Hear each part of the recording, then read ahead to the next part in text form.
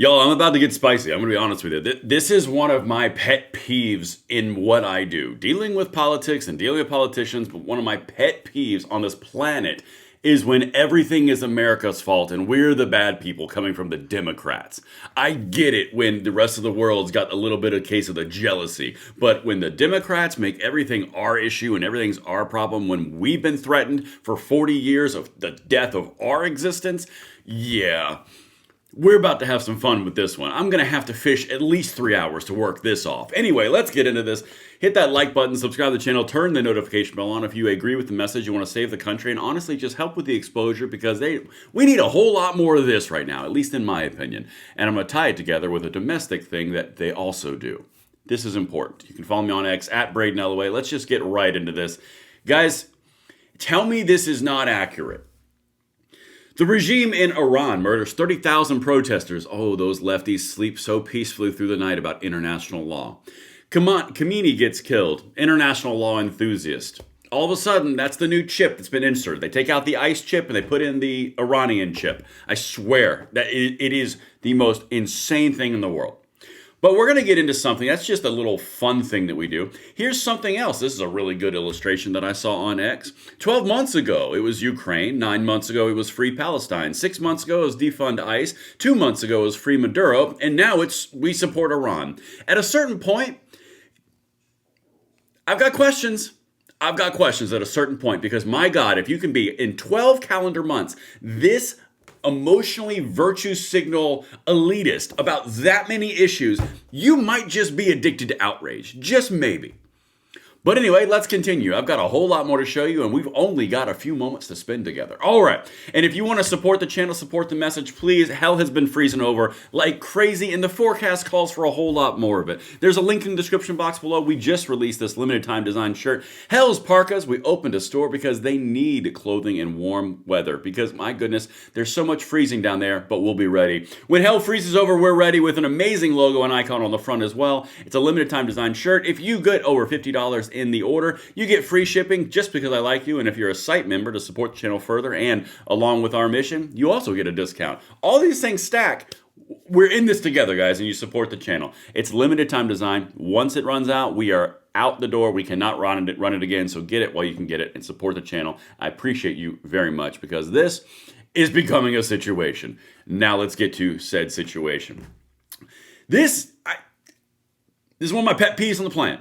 I swear I'm just going to be real transparent with you. Iran, the Iranian regime, the Ayatollahs, all the people who have been a thorn in everybody's backside for the past 40 years, who have been threatening us with death, destruction, murder, and blood in the streets. We finally get fed up with it. They catch the business end of our elite, incredible, miraculous military, and now the election, or the people on the left in the United States, we're the monsters.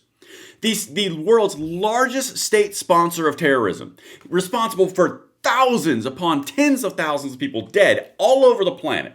Multiple terror strikes, all the funding for the terror, openly kills their own population who protest against free speech infringements, have no rights for women, will openly kill any of our allies in the region. But yeah, we finally get fed up with it, push a whole lot of buttons in their world completely, and we're the bad people. And this stacks in something else that we experience, particularly in the gun world. So in the gun world, they do this exact same thing, and I'm going to tie it together for you, but it's always the person who responds to the threat that's the issue, because liberals are short-circuited around this. Someone threatens you, you respond accordingly, and you're the bad guy for responding accordingly to their original action. This is one of my pet peeves. Okay, let's keep on trucking. And there you go. You ever think we might be the bad guys? Nope. No, I don't. I think the people who are the bad guys, who are sponsoring terrorism, pointing their missiles at everyone around them, wanting nuclear weapons, constantly saying they're going to wipe Israel and America off the map. No, I'm very firmly rooted in the fact that they're the bad guys. F around and find out. It's been 40 years of you screwing with us. Are you surprised at all you finally caught it? Anyway, let's keep on trucking because I'm so sick of this crap. And this is what they're, and guys, God, the way that their worldview goes is just wild to me. This is a Virginia Senator, Mark Warner. I'm going to show you this clip, and then we're going to espouse even more. Please send this out, and if you agree with what I'm saying, hit that like button, subscribe to the channel, and turn the notification bell on, because I don't see anyone else saying it. Anyway. I can tell you this, Shannon.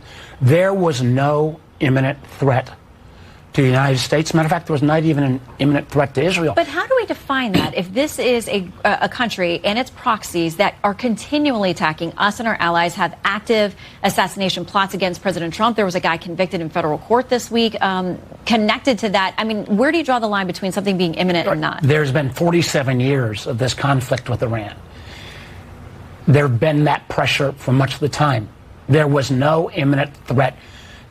I can tell you this. Okay, you are brain dead. I mean, honest to God, brain dead. So first your answer is there was no imminent threat. They lay out, or excuse me, she lays out all of the different ways of which they've been threatening us for the last 47 years. And his response to that is, well, it's been 47 years and there were no missiles in the air. They were just pointing thousands of them at us. Like, where's the concern? You're brain dead. You're actively brain dead. If imminent threat is not, I'm going to kill you, I want to kill you, I want your blood in the streets, I'm pointing my missiles at you, we're enriching uranium to get nuclear weapons, we want to kill all your allies in the region, and we want to control all the oil of the entire planet because we just want to kill everybody, but there was no imminent threat. Okay. All right, so now let's go to something else that's a little bit more domestic, but it points into a trend, and it points to you the way their worldview interprets everything. This is called duty to retreat. Okay? Duty to retreat is something that blue states put in place, that if someone breaks into your home or you're in public and they come after you with a knife, for example, if you do not run away and you defend yourself, say with a firearm that you're lawfully carrying, because, you're American, you have the Second Amendment right to do so. Say you're carrying that firearm and you stop the threat of a guy coming at you with a knife, but you could have gone the other way, you're going to jail. You're getting charged. Not the guy who is coming at you with a knife, which would be an assailant. It's the person who defends and stops that threat. That threat is bad because we don't want violence. After all, there was no imminent threat. You could have run away. Apply this exact same thing to international, and that's what you're seeing right now. It is a broken worldview because they will put the people who defend themselves in jail, just like right here. Are we the monsters? Sorry, are we the monsters? No, we're not. We slayed the monsters, and we're actively slaying the monster. But again, it's a worldview. This is what they do. Here's something from USCCA. Here is the actual duty to retreat definition. Duty to retreat is a legal requirement in some states. They're all blue states, by the way. It mandates that an individual make a reasonable effort to withdraw or escape from a threatening situation before using force, especially deadly force, in self-defense. In jurisdictions with duty to retreat laws, you are expected to remove yourself from a threatening situation, provided it's safe to do so, before resorting to physical defense. No. If you come at me or my family with a knife, nice knowing you. But I live in a red state, so my sheriff's going to walk up and go, what happened? Well, that guy came at us with a knife. All right, good talk. But in a blue state, it's like, well, sir, did you retreat and jump out that window and take your children with you? Because, that's really your duty to retreat. We're going to have to arrest you now, sir. That's the way that this works. It's a broken worldview. Let's keep on going back to this. You guys cannot make this stuff up. I got 3 videos coming today, and they're all going to be bangers because I was just waiting for these morons to start talking, and they are. Watch this. This is Chris Murphy explaining how giving them $1.7 billion in cash on a tarmac in the dark of night under Obama was working. Mullahs in Iran, this is, again, Rubio's characterization, are madmen, and they believe in holy war, and they believe in killing the crusaders of the United States and the Jews of Israel. There is a special degree of unacceptability for them having a nuclear weapon. So, I don't disagree, but what I disagree with is that an aerial military campaign or even the insertion of ground forces can permanently dislodge Iran from having a nuclear weapon. Again, you were talking about knowledge. That can't be bombed out of existence. So how do you stop it? A diplomatic agreement. We had a diplomatic agreement. Barack Obama negotiated an agreement in which Iran was more than a year away from getting a weapon. We had daily inspections, scouring the country. It was working. Donald Trump's advisors told him it was working. he threw that agreement into the trash, which precipitated the crisis that we are in today. This is a place where diplomacy probably is the only true path to make sure that Iran doesn't have a nuclear weapon. Are you brain dead? He might be actually brain dead, or he's just bought and compromised, and he will say anything and everything against Donald Trump just because he wants to. You're telling me that the diplomatic solution of putting UN inspectors in there to make sure they're not getting not getting militarization of uranium supplies and getting nukes, and then what? When they do it anyway, which was what they've been doing for the last 47 years, or attempting to do for the last 47 years, then what? Because military, aerial, and ground troops is completely off the table. I don't want ground troops at all, by the way. No, I have no desire for that. But you know what? Here's a little simple solution. Call me crazy. If all of your infrastructure that was building and supporting the missiles and the delivery devices and all of your different nuclear fusion devices and plants are all completely and totally destroyed, I don't care if you have the knowledge. If you can't do it because we destroy all your capability to do so, congratulations. Have all of your little psychopathic little desires. But the second that you start being able to reach out and do stuff, yeah, we're going to go ahead and just push a few buttons. And then we'll sit you back another 25 years. And then we'll see you again then. Because they're not going to change their mentality. They want everyone dead. They've said it of their own words. Even Chris Murphy, who we just showed you right there on CNN, openly says, of course they can't have a nuclear weapon. Oh, so it's a way of, it's not a, if they're gonna, it's a how you're gonna deal with it. It's kind of undermining your whole diplomacy point, isn't it? Anyway, let's keep on going. Maybe we got some more. We do. All right. So this is exactly what's happening according to Ian Panel on ABC. Watch this. How do you measure success? That's a key question here. I think on a tactical level, the military operation has been hugely successful. You have the regime effectively decapitated. Key military leaders have gone. Their missile capability, their nuclear program, both degraded. How do you measure success? That's the success. This is the craziest part. All these liberals are out, and honest to God, some of these panicans are like, we're going to send troops in. No, we don't need to send troops in at all. I don't want to send troops in. I have no desire for troops to go in. But I also don't mind just bombing the ever-living hell out of all the military infrastructure that is actively supplying their desires and capabilities to destroy everything.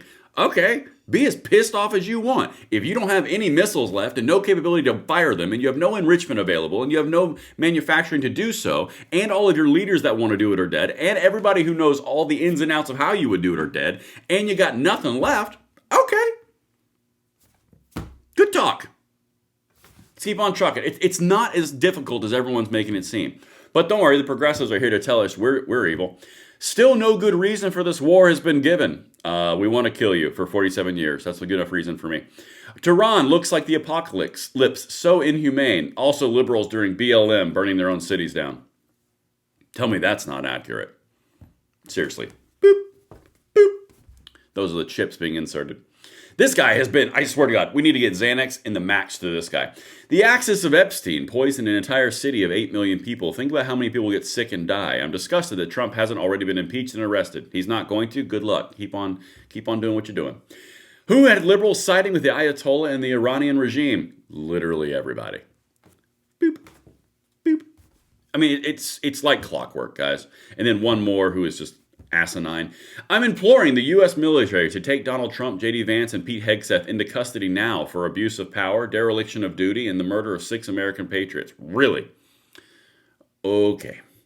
And here's the bottom line, guys.